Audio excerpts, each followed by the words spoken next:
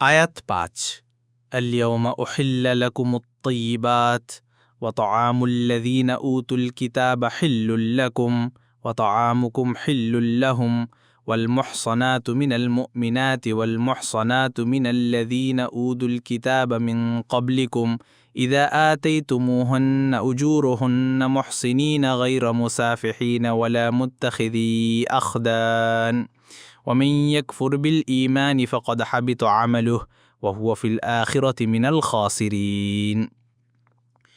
অনুবাদ, আজ তোমাদের জন্য সমস্ত ভালো জিনিস হালাল করা হলো এবং যাদেরকে কিতাব দেয়া হয়েছে তাদের খাদ্যদ্রব্য তোমাদের জন্য হালাল এবং তোমাদের খাদ্যদ্রব্য তাদের জন্য বৈধ। আর মুমিন সচ্চরিত্রা নারী ও তোমাদের আগে যাদেরকে কিতাব দেয়া হয়েছে তাদের সচ্চরিত্রা নারীদেরকে তোমাদের জন্য বৈধ করা হলো, যদি তোমরা তাদের মাহর প্রদান করো বিয়ের জন্য, প্রকাশ্য ব্যভিচার বা গোপন প্রণয়নী গ্রহণকারী হিসেবে নয়। আর কেউ ঈমানের সাথে কুফরি করলে তার কর্ম অবশ্যই নিষ্ফল হবে এবং সে আখেরাতে ক্ষতিগ্রস্তদের অন্তর্ভুক্ত হবে। তাফসির। ১ নম্বর ফুটনোটের বিবরণ। এখানে আজ বলে এই দিনকে বোঝানো হয়েছে যেদিন এ আয়াত ও এর পূর্ববর্তী আয়াত নাজিল হয়, অর্থাৎ ১০ম হিজরির বিদায় হজের আরাফার দিন।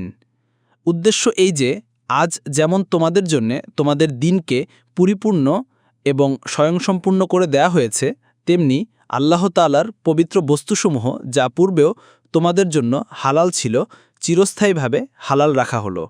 কুরতুবী। ২ নম্বর ফুটনোটের বিবরণ। এ আয়াতে তয়্যিবাত অর্থাৎ পরিষ্কার পরিচ্ছন্ন কাম্যবস্তু হালাল হওয়ার বর্ণনা দেওয়া হয়েছে। অন্য আয়াতে বলা হয়েছে ওয়ায়ুহিল্লু লাহুমুত তাইয়্যিবাত ওয়া ইউহাররিমু আলাইহিমুল খাবাইস, অর্থাৎ আল্লাহ হালাল করেন তাদের জন্য তয়্যিবাত এবং হারাম করেন খাবাইস। সূরা আল আরাফের ১৫৭ নম্বর আয়াত। এখানে তয়্যিবাতের বিপরীতে খাবাইস ব্যবহার করে উভয় শব্দের মর্থার্থ বর্ণনা করা হয়েছে।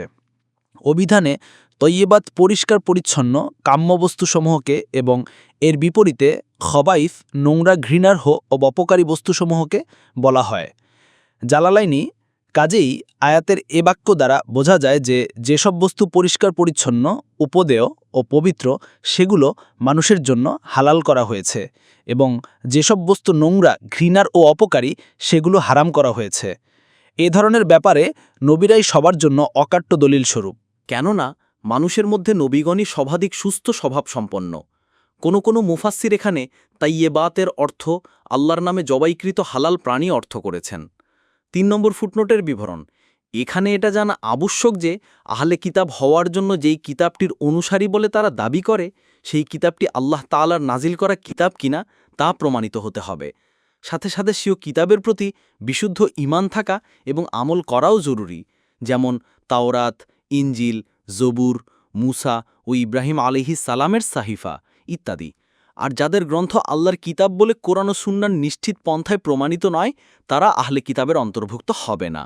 মূলত কোরআনের পরিভাষায় ইয়াহুদী ও নাসারা জাতিই আহলে কিতাবের অন্তর্ভুক্ত, যারা তাওরাত ও ইনজিলের প্রতি বিশ্বাসী। ইবনে কাসির। ৪ নম্বর ফুটনোটিন বিবরণ। এখানে ইয়াহুদী ও নাসারা মহিলাদের বিয়ে করার ক্ষেত্রে একটি শর্ত আরোপ করা হয়েছে, তা হল তাদেরকে অবশ্যই মহসানা বা সংরক্ষিত মহিলা হতে হবে। সুতরাং তাদের মধ্যে যারা সংরক্ষিত বা নিজের লজ্জাস্থানের হেফাজতকারিণী নয় তারা এর ব্যতিক্রম। সাদি। ৫ নম্বর ফুটনোটের বিবরণ। আয়াতে আহলে কিতাবের খাদ্য বলা হয়েছে, সর্বপ্রকার খাদ্যই এর অন্তর্ভুক্ত। এক্ষেত্রে অধিকাংশ সাহাবী ও তাবেঈগণের মতে খাদ্য বলতে জবেহ করা জন্তুকে বোঝানো হয়েছে। ইবনে কাসির। কেননা অন্য প্রকার খাদ্যবস্তুতে আহলে কিতাব, পত্তলিক, মুশরিক সবাই সমান। রুটি, আটা, চাল, ডাল ইত্যাদিতে জবেহ করার প্রয়োজন নেই। এগুলো যে কোনো লোকের কাছ থেকে যে কোনো বৈধ পন্থায় অর্জিত হলে মুসলিমের জন্য খাওয়া হালাল। সাদি। অধিকাংশ সাহাবী, তাবাঈ ও তাফসিরবিদের মতে কাফেরদের মধ্য থেকে আহলে কিতাব ইয়াহুদী ও নাসারাদের জবেহ করা জন্তু হালাল হওয়ার কারণ হচ্ছে তারা আল্লাহর নাম উচ্চারণ করে জন্তু জবেহ করাকে বিশ্বাসগতভাবেই জরুরি মনে করে। এছাড়া মৃত জন্তুকেও তারা হারাম মনে করে। ইবনে কাসির। ৬ নম্বর ফুটনোটের বিবরণ। ঈমানের সাথে কুফরি করার অর্থ ইসলামী শরিয়াতের সাথে কুফরি করল, শরিয়াতের বিধি বিধান মানতে অস্বীকার করল, তার সমস্ত আমল পণ্ড হয়ে যাবে। ফাথুল কাদির, মুআসসার, সাদি। যারাই এভাবে আল্লাহ ও তার দেয়া শরিয়াতের সাথে কুফরি করে, সে অবস্থায় মারা যাবে, সে ঈমান অবস্থায় করা যাবতীয় আমল ধ্বংস করে ফেলবে। আখেরাতে সে কিছুরই মালিক থাকবে না। আলেমগণ এই আয়াত থেকে দলিল নিয়েছেন যে যারাই মুরতাদ হবে এবং সে অবস্থায় মারা যাবে, তাদের সমস্ত আমল পণ্ড হয়ে যাবে।